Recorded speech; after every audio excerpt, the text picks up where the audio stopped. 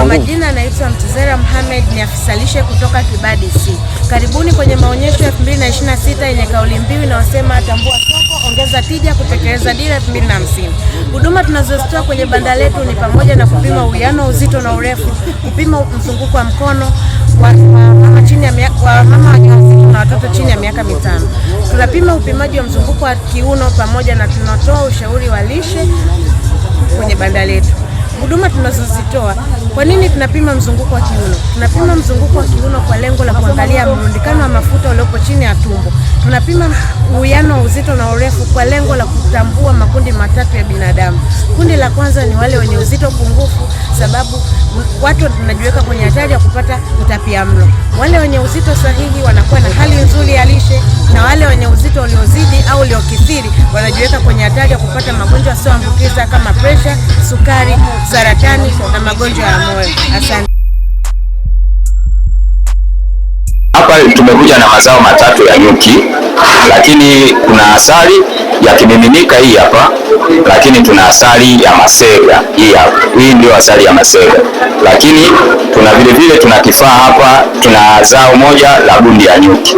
Lakini vile tuna nta hii hapa ya nyuki. Ndio mazao ambayo tumekuja nayo kwa leo. Kwa hiyo tunawakaribisha ndugu wananchi kwenye banda letu la halmashauri ya Kibaha vijijini, ili mjifunze elimu ya nyuki, elimu ya ufugaji nyuki na bidhaa zinazotokana na nyuki.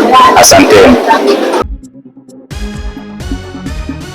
Jina naitwa Scholastica Abel, ni afisa masoko kutoka kampuni ya Gipa Foods and General Supplies Limited inayopatikana wilaya ya Kibaha, Mlandizi, mtaa wa Msufini. Kama kauli mbiu yetu isemavyo, tambua soko, ongeza tija, kutekeleza dira 2050.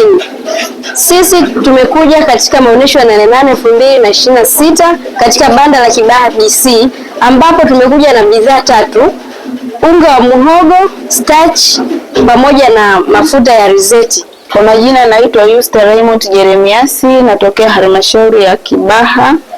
Ni mjasiriamali, nimekuja na batiki zangu hapa zenye ujumbe kama kauli mbiu yetu inavyosema, tambua soko, ongeza tija, kutekeleza dira 2050. Batiki yangu nimebeba ina ujumbe kama tunavyoona hapa kwenye hii batiki. Ina ujumbe wa zao la biashara. Kwenye halmashauri yetu zao letu kuu la biashara ni korosho, ambao nimekuja kutambulisha zao lingine ambalo ni zao la nanasi katika halmashauri yetu. Hiyo kauli mbiu yetu inayosema ongeza tija, ni zao letu la nanasi katika halmashauri yetu ina tija.